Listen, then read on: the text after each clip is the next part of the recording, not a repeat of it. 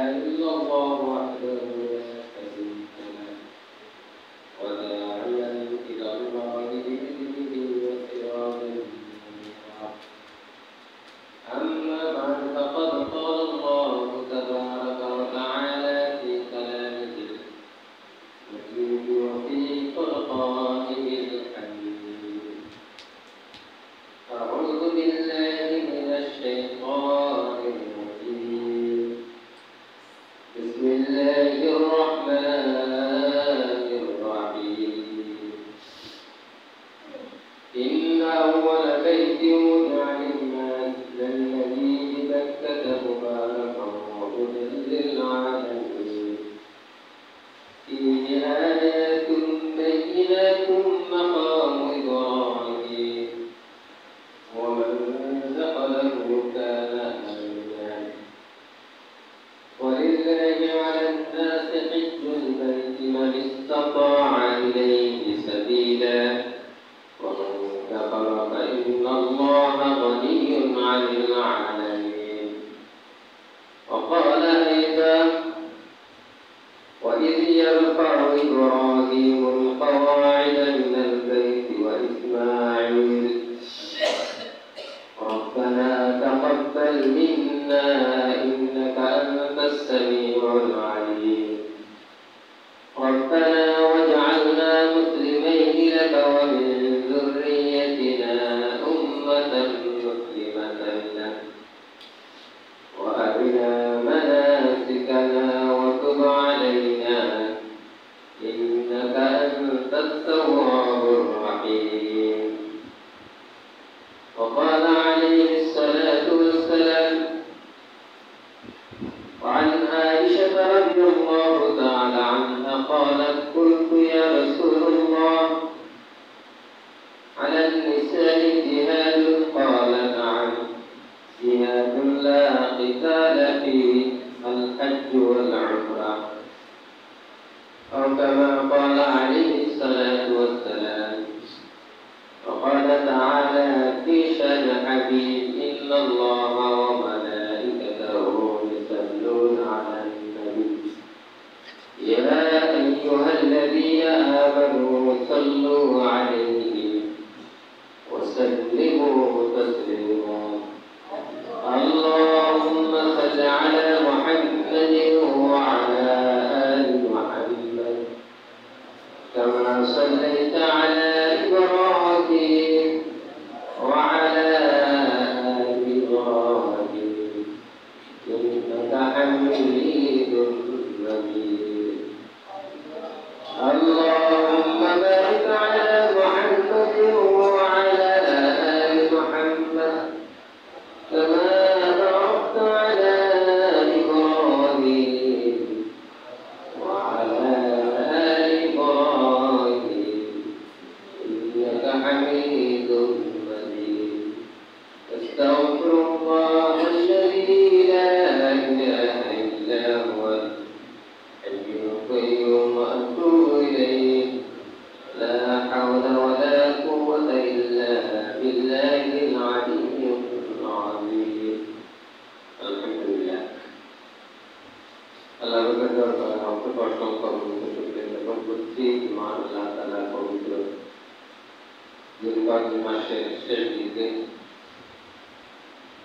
জুমার নামাজ আদায়ের উদ্দেশ্যে কোরআন থেকে কিছু কথা বলবার শুনবার আয়োজন করবার তৌফিক এনায়েত করেছেন সেজন্য সেই মহান মালিকের দরবারে শুকরিয়া জানাই করছি সকলে বলতে আলহামদুলিল্লাহ দুরূদ সালাম পেশ করছি সর্বকালের সর্বযুগের সর্বশ্রেষ্ঠ মহামানব যিনি ধরায় আসায় আমরা সঠিক দিন পেয়েছি সঠিক দিশা পেয়েছি সকলে বলছি সাল্লাল্লাহু আলাইহি ওয়াসাল্লাম গত সপ্তাহ থেকে শুক্রবার পর্যন্ত মাঝে একটা বাংলাদেশে সহ বিশ্বের বিভিন্ন কয়েকটি দেশে বড় ধরনের ঝড় ঘূর্ণিঝড় জলোচ্ছ্বাসে ইতিমধ্যে বাংলাদেশের অনেক জেলাতে অনেক মানুষ নানাবিধ ক্ষতির সম্মুখীন হয়েছে বাড়িঘর নদীতে চলে গেছে, আল্লাহ তাআলা তাদেরকে হেফাজত করেন, তাদের পুনর্বাসনের ব্যবস্থা করেন। এই জনপদে যারা বসবাস করে তারা যেন এই গরিব দুঃখীদের অসহায় মানুষের পাশে দাঁড়াতে পারে সেই তৌফিক দান করেন। যে সকল স্বেচ্ছাসেবী সংগঠন আর সুন্নাহ সহ যারা এই বন্যায় কবলিত মানুষদের পাশে দাঁড়িয়েছে, তাদের এই দানকে, তাদের এই শ্রমকে, তাদের এই মেধাকে আল্লাহ কবুল করেন। সেই সাথে আমরা আল্লাহ তাআলার শুকরিয়া জ্ঞাপন করছি যে মহান আল্লাহ তাআলাকে যতবারই আমরা দেখেছি বড় বড় ঝড়, জলোচ্ছ্বাস, বন্যা, এই অঞ্চলের মানুষ প্রত্যেকবারই বেঁচে যায়। আমার দেখা কয়েকটি এরকম ঘূর্ণিঝড় দেখেছি, কিন্তু কাটিয়ানাংলা বা গটিঘাটের এই অঞ্চলের মানুষ বড় ধরনের কোনো ক্ষতিগ্রস্ত হয়েছে আমার জানা নেই। আমার মনে হয় না খুব বড় কোনো ক্ষতি হয়েছে। এটা একটা আল্লাহর রহমত। এই জন্য আল্লাহর কাছে শুকরিয়া জ্ঞাপন করি। বারবার আল্লাহ তাআলা বিভিন্ন দুর্যোগের ভিতরেও আল্লাহ তাআলা আমাদেরকে হেফাজত করেন। দুর্যোগ বিভিন্ন বিশ্বের বিভিন্ন রাষ্ট্র এর একটাই সংগঠন আছে। দুর্যোগ কোন দেশে কবে হবে একটা আবহাওয়া আন্তর্জাতিক একটা কমিটি আছে। প্রত্যেক বছর যে এইরকম দুর্যোগ হয়, সেই দুর্যোগের নামকরণ যখন যে দেশের পরে তখন সেই দেশের ভাষায় এই দুর্যোগের নামকরণ করে।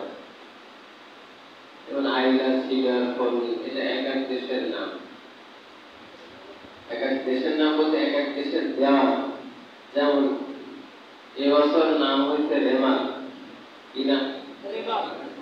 রেমাল আরবি শব্দ, যার বাংলা অর্থ বালু, বালি। তো এর নামকরণ করেছে ওমান। এর আগে একবার আমরা দেখছিলাম সম্ভবত ফনি না কি কাতার, এরকম এক এক দেশে নামগুলো করে। সেই দেশের ভাষায় হয়তো ঝড়ের তীব্রতা বা গতিবেগের পরে নির্ভর করে হয়তো একটা বা গতির আশঙ্কার পরে নির্ভর করে এর নামকরণ করে। যাই হোক, রিমাল হোক আর যাই হোক, তা থেকে আল্লাহ আমাদের হেফাজত করছেন, এটা বড় বিষয়। এখন বন্যা দুর্গত মানুষ যারা, তাদের মধ্যে দেখা যাচ্ছে গরিব ধনী একই এলাকায় অনেক লোক বসবাস করে। ক্ষতি যখন হয়, গরিব ধনী বেঁচে তার ক্ষতি হয়, সবাই হয়। তখন পুরো ঘর বাড়ি যখন চলে যায়, গরিব হয়ে যায়, বড় হয়ে যায়। এই জন্য তাদের পাশে দাঁড়াতে গেলে গরিব দুঃখী তখন দেখে আর কাজ করা যাবে না, কেননা ক্ষতিগ্রস্ত সবাই। আজকের আলোচনায় আমরা কোরআনে হাকিমের সূরাত আল-বাকারা, সূরাত আল-ইমরানের ৯৬ নম্বর এবং ৯৭ নম্বর আয়াতে কারিমা তেলাওয়াত করেছি। রাসূলুল্লাহ সাল্লাল্লাহু আলাইহি ওয়াসাল্লামের অসংখ্য অগণিত হাদিস থেকে, আয়েশা রাদিয়াল্লাহু তাআলা আনহা থেকে বর্ণিত একটি হাদিস পাঠ করেছি। তেলাওয়াতকৃত আয়াত এবং বর্ণিত হাদিসকে সামনে রেখে মুখতাসার কিছু আলোচনা করার চেষ্টা করব ইনশাআল্লাহ। আমার তৌফিক ইল্লা বিইজনিল্লাহ। আয়াতে কারিমা এবং হাদিস দুটি হচ্ছে হজ সংক্রান্ত বিষয়, এবং আল্লাহ তাআলা এই জমিনে সর্বপ্রথম যে ঘর নির্মাণ করেছেন, এই ঘরটি কোনো মানুষের ঘর না, বরং আল্লাহ তাআলা তার ঘর নির্মাণ করেছেন। এই ঘরের নাম বলা হয় কাবা। এই আয়াতে কারিমা তেলাওয়াত করেছি। সঙ্গত কারণেই করেছি, কেননা ইতোমধ্যে আমাদের বাংলাদেশ থেকে তথা বিভিন্ন রাষ্ট্র থেকে হজগামী ফ্লাইট তো হজে যারা যাবেন, হজ করবেন, তারা ইতিমধ্যে অনেকেই পৌঁছে গেছে। তারা হজ পালন করার জন্য অনেকে সৌদিতে পৌঁছে গেছেন, অনেকে প্রসেসিং আছেন, যাবেন। হজ একটি ফরজ বিধান, কিন্তু সবার জন্য না। তবে যাদের জন্য, তারা হজ করছেন কিনা এটা হচ্ছে বিষয়। ওমর ফারুক রাদিয়াল্লাহু তাআলা আনহু তিনি বলেন, যে ব্যক্তির উপরে হজ ফরজ হয়েছে কিন্তু হজ করেনি, অথবা সামর্থ্যবান ব্যক্তি যারা উমরা করার সামর্থ্য রাখে, তাহলে যারা হজ ফরজ হলো হজ করলো না, রাসূলুল্লাহ সাল্লাল্লাহু আলাইহি ওয়াসাল্লাম বলেছেন এই ব্যক্তি কাফের হয়ে মারা গেল, না ইহুদি হয়ে মারা গেল, না মুশরিক হয়ে মারা গেল, এতে আমার কোনো যায় আসে না। তবে আমার সন্দেহ হয় এরা ঈমান নিয়ে মারা যায় না। তাহলে বোঝা গেল হজ একটি ফরজ বিধান, এবং এটা যদি করা না হয় সে ঈমান নিয়ে মৃত্যুবরণ করতে পারে। কিন্তু অনেক মানুষ তারা মনে করে যে আমরা একটু যুবক বয়স তো, আর একটু বৃদ্ধ হয়ে তারপরে আমরা হজ পালন করব। এরপরে দেখা যায় নানান জটিলতা, টাকা পয়সা এরপরে আর হাতে থাকে না, বিভিন্ন কারণে হজ আর করা হয় না।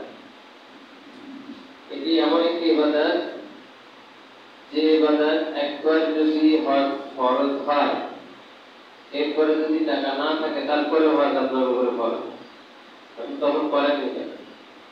আপনি পরে যদি দরিদ্র হয়ে যান, আপনার নিয়ত ছিল এই বছর তো পারলাম না, 5 বছর পরে করব, 5 বছর পরে আপনার হজ করার মতো ক্যাপাসিটি নাই, সেই অর্থ নাই, এই জন্য আপনার মাফ হবে না, হজ আপনাকে করতে হবে। কেমনে করবেন আপনি ভালো জানেন।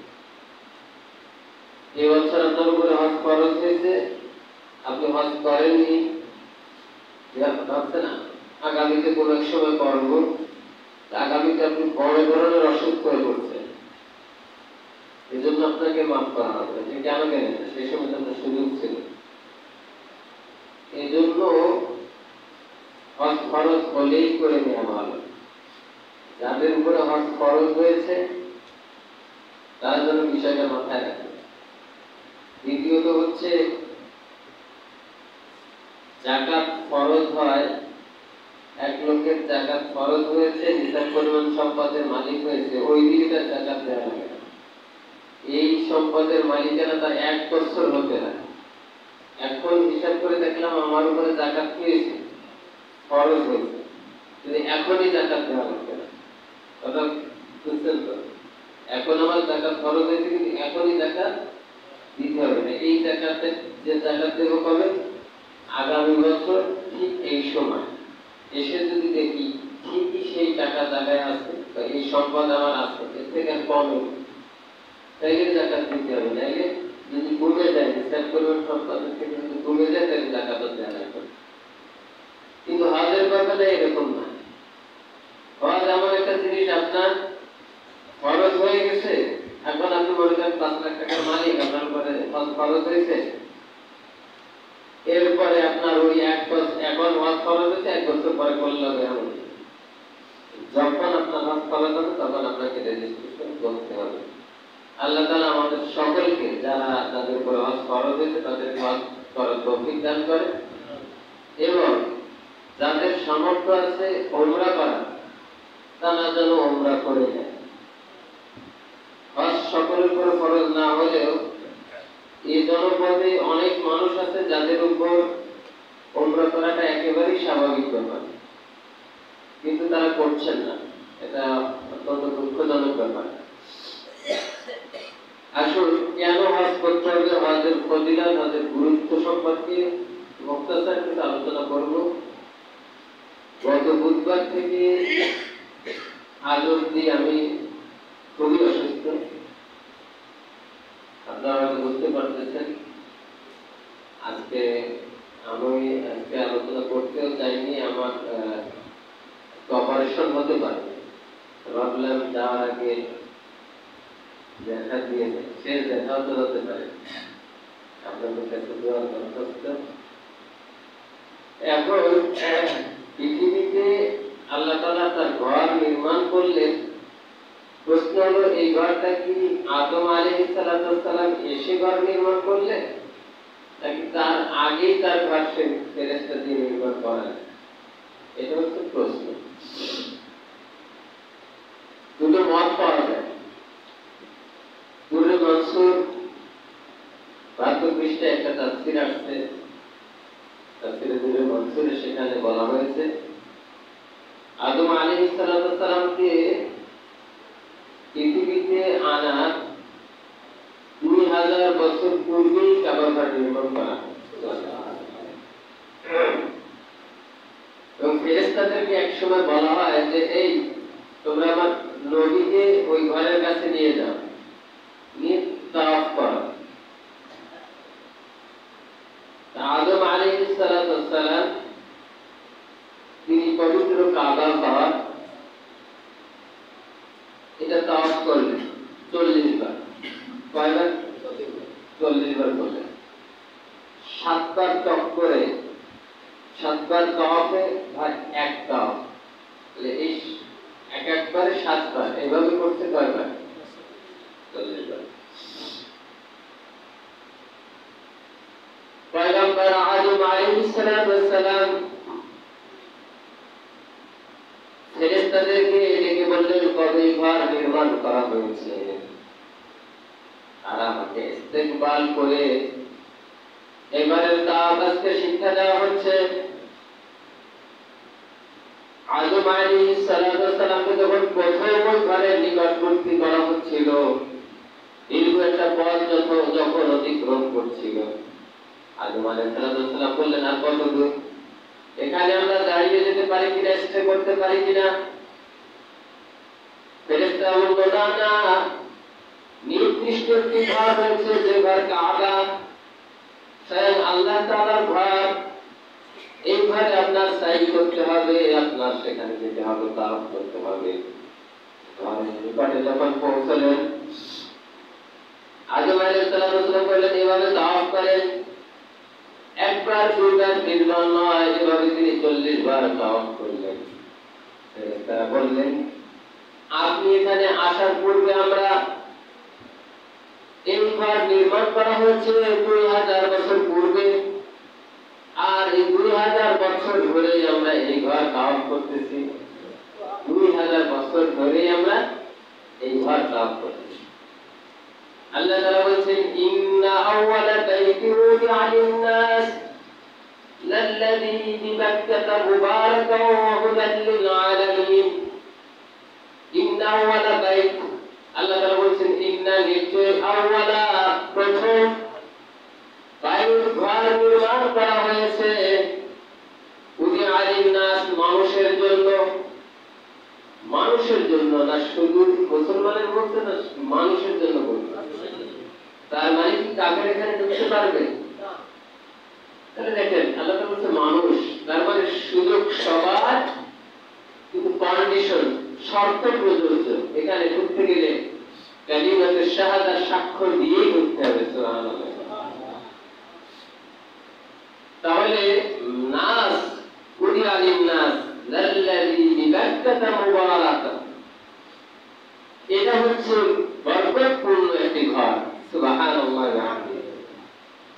ওয়া হুদাল লিল-আলামিন, বিশ্বাসীদের জন্য এটা হেদায়েতের কেন্দ্রস্থান। মানুষের চূড়ান্ত একটি ঘর।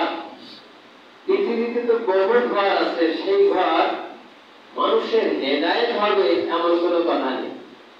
আল্লাহ তাআলা বলছেন এই ঘর হেদায়েতের ঘর।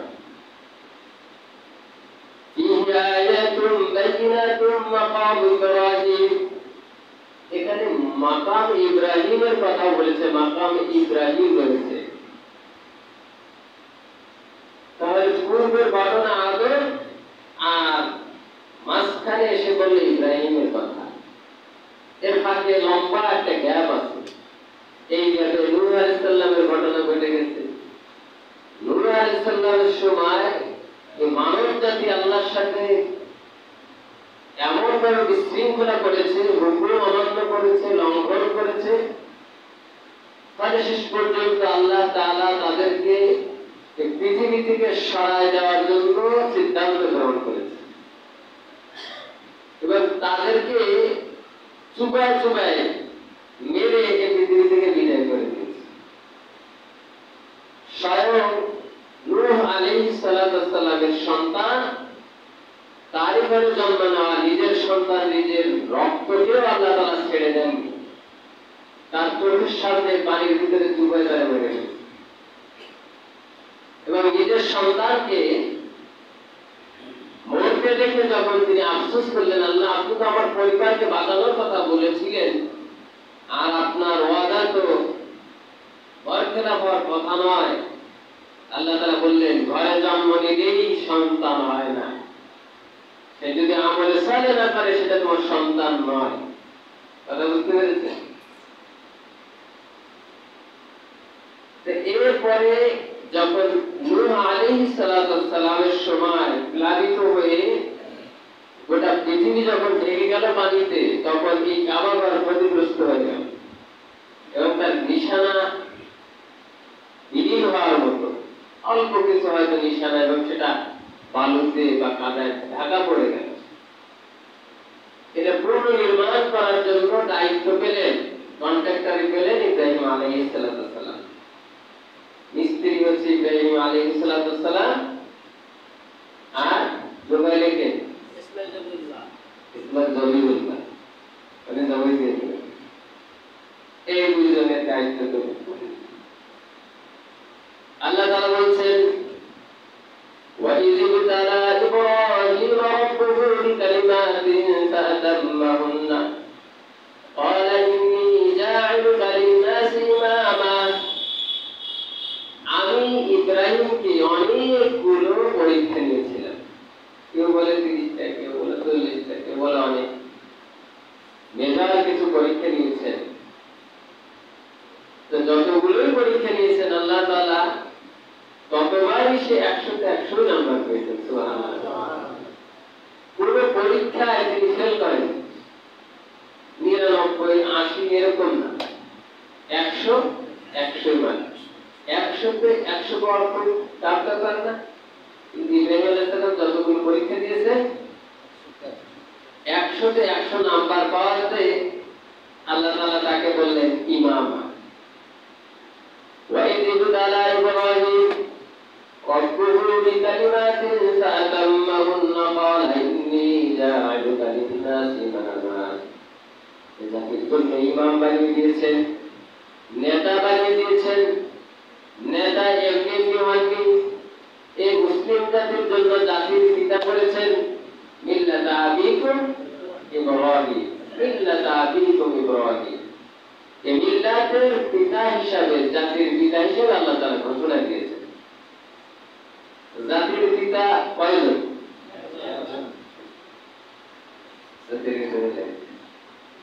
জাতির পিতা দুইজন, তাই না?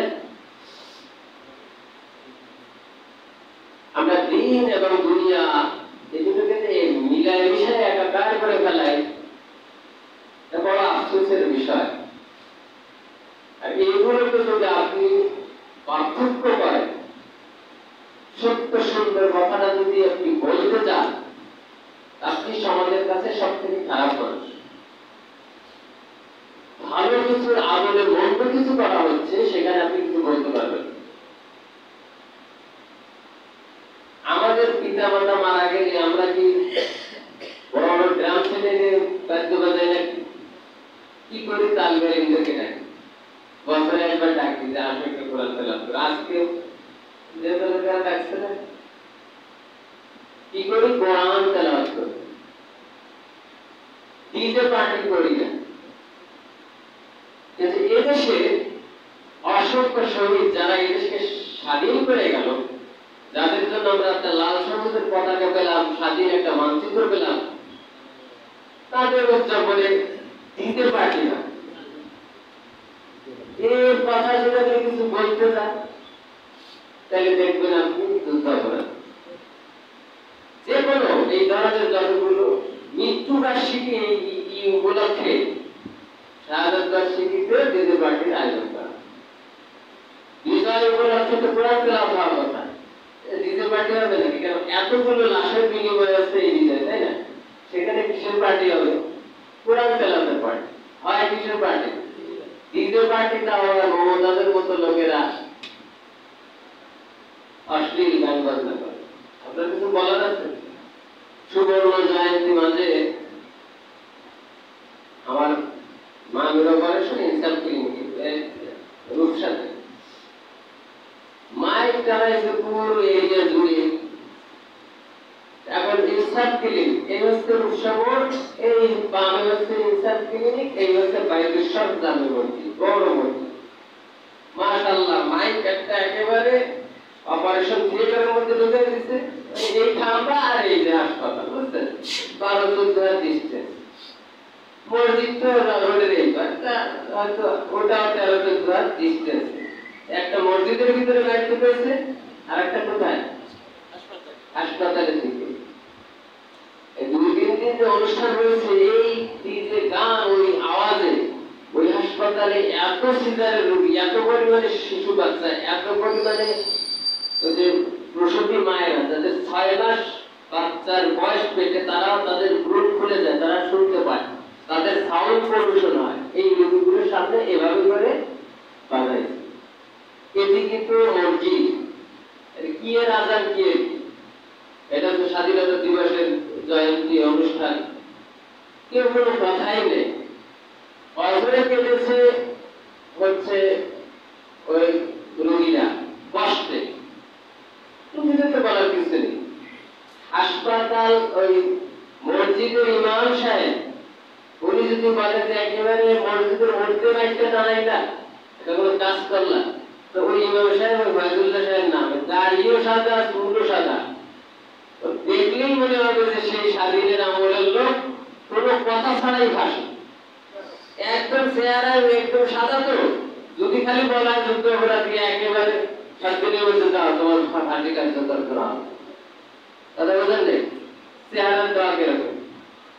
হাসপাতাল কর্তৃপক্ষ যদি বলে যে এখানে এতগুলো রোগী, এতগুলো বাচ্চা, এমন ব্যাপার, তুমি যদি হাসপাতালে এখানে জঙ্গি ট্রেনিং দেওয়া অস্ত্রোপচার, এটা তো কোনো কথা নেই।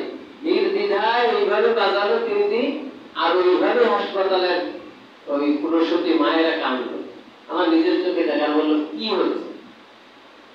এই একটা যেখানে হবে কোরআন তেলাওয়াত, সেইখানে হলো এই, আর এইভাবে করে মানুষের পরে জুলুম নির্যাতন করা হয়। কথা বলে ঠিক নেই? মানুষের পরে মানুষ জুলুম নির্যাতন করে কতক্ষণ থাকে, জোর জবরদস্তি করে কতক্ষণ চলা যায়। কথা বলতে পেরেছে? এই জন্য আসুন, আল্লাহ তাআলা বলেছেন যে পৃথিবীতে আমার কাছে সবথেকে প্রিয় মানুষ যারা মানুষের কল্যাণে আসে। সুবহানাল্লাহ। মানুষের কল্যাণে যারা কাজ করতে পারবে, তারাই হচ্ছে আল্লাহর প্রিয় মানুষ। এই মসজিদের তথা গোটা বাংলাদেশে যত মসজিদ আছে, প্রত্যেক মসজিদের ইমামগণ হচ্ছে আল উলামা ওয়ারাসাতুল আমবিয়া। আলেমগণ হচ্ছে নবীর ওয়ারিস, এবং তারা অভিভাবকের দায়িত্ব পালন করে। আমি যদি বাপ হই, আমার সন্তানকে আমি শাসন করার অধিকার রাখি কিনা? বাপ সন্তানকে শাসন করার অধিকার রাখে, সন্তান বাপকে শাসন করার অধিকার রাখে। বাপ একটা থাপ্পড় দেয়, সন্তান একটা থাপ্পড় দিতে পারে, এটা মৌলিক বিধান। যেহেতু ইমাম সাহেবগণ নিজেও বাঁচবে, তার আহাল পরিবার, এই সবই হচ্ছে আমাদের আহাল পরিবার, তার পরিবারকেও সে বাঁচাবে, এটা স্বাভাবিক একটা কারণ। সে কারণে অনেক সময় যেভাবেই আল্লাহ শব্দগুলো প্রেজেন্টেশন করেছেন আপনাদের কাছে, কোন কোন শব্দ খুব ধমকি আর হুমকির স্বরে বলেছেন, কোন কোন জিনিস খুব বুঝায় বলেছেন। নমনীয় স্বরে যে কথাগুলো বলেছেন সেগুলো আমরা নমনীয় স্বরে বলি, যে কথাগুলো ধামকির সারে বলেছে সেগুলো আমরা ধামকির সারে বলি। এই জন্য আল্লাহ রাসূল মাঝে মধ্যে এমন কথা বলতে আস্তে আস্তে মানুষ অধরে কাঁপত, আবার অনেক সময় তিনি কথা বললে তার চোখ লাল হয়ে যেত। কারণ রাসূলুল্লাহ সাল্লাল্লাহু আলাইহি ওয়াসাল্লাম ইদা খাতাবা ইহতামাররাত আইনাহু, তার চোখগুলো লাল হয়ে যেত। ওয়া আলা সাওতুহু ওয়া আলা গাদাবুহু, তার কণ্ঠ উঁচু হয়ে যেত, তার রাগ বেড়ে যেত। তিনি বলে যে সে আমলের ঘরে চিৎকার করে কথা বলেছে যেন সে কোন সেনাবাহিনীকে কমান্ড দিচ্ছে। আমি একজন অভিভাবক, সঙ্গত কারণে যদি দেখি শরীয়ত গর্হিত কোনো কাজ হয়ে যায়, তা আমরা অনেক সময় একটু জোরে কথা বলি, আপনারা মনে অনেক কষ্ট পান, তাই না? এটা হচ্ছে শুধুমাত্র আপনাদের ভিতরে একটা ভীতি পয়দা করা, তাছাড়া আপনাদের সাথে আমার তো কোনো লেনদেন নেই, কোনো কিছু নাই, আর আমি কোনো কিছু ভিখারিও না। আমি আপনাদের কোনো কিছু জবরদস্তি চাই না, চাই আপনারা জাহান্নাম থেকে বেঁচে যান, জান্নাতে ঢুকে যান, এই হচ্ছে সফলতা, এইটুকু চাই। এই জন্য আপনারা যদি মনে কষ্ট পান তাহলে আপনাদের কাছে ক্ষমা চাই। গত জুমায় আমি কয়েকটি কথা বলেছি, আপনারা শুনেছি, আপনারা কষ্ট পেয়েছেন। কথাগুলো আমার ব্যক্তির স্বার্থে আমি বলি, আপনাদের স্বার্থে বলেছি, জনগণের কষ্ট হয় সে কারণে আমার কথাগুলো বলা ছিল। তো দেখলাম, পরে শুনছি মহিলারা, মা বোনেরা, আমরা মা বোনের পেটে জন্ম নিচ্ছি, তাদের সাথে আমাদের কোনো শত্রুতা নেই।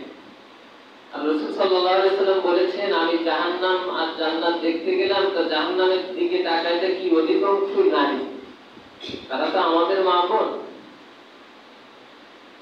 আমার খুব স্পষ্ট মনে আছে, চেয়ারম্যান সাহেব যখন নতুন চেয়ারম্যান হয়,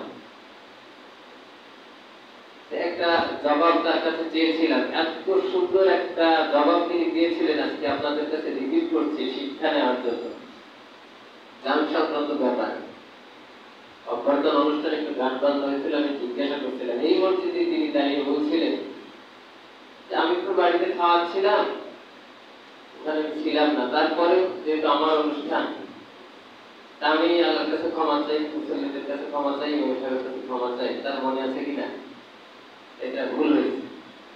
এতে এই কথার দ্বারা তার ব্যক্তিত্ব, তার সম্মান আরো বেড়ে গেল না কমে গেল? অঞ্চলের চেয়ারম্যান এরকম একটা কথা বলেছে, এই মসজিদই বলেছে। তার অধীনস্থ যারা আছে তাদের কাছে শিক্ষা নেয়। কোন একটা ছোট্ট অপরাধ যদি আপনি স্বীকার করেন, আল্লাহ তাআলা ওই কারণেই আপনাকে ক্ষমা করে দেবেন। কতদিন আমি বলেছি, এখানে কবর, মসজিদ খুবই জঘন্য কাজ হয়েছে, কিন্তু মহিলারা এসে উচ্চ আওয়াজে গালাগালি করে যাবে, বেমানা মা বোনদেরকে আল্লাহ তাআলা হেদায়েত দান করুন। তাদের উচিত ছিল বরং এসে ক্ষমা চাওয়া, কিন্তু ভুল হয়েছে, অথবা আল্লাহর কাছে ক্ষমা চাওয়া, সেটা ছিল যুক্তি। তাহলে ঠিক আছে। যাই হোক, অনেক কথা বললাম, আজকে চেয়ারম্যান সাহেব কিছু কথা বলবেন মনে হয়। আর আমি আজকে বোধহয় আমি অপারেশনে যাব, আপনাদের কাছে খাস করে দোয়া চাই। আর যদি আপনাদের মনে কোনো কষ্ট থাকে, আপনারা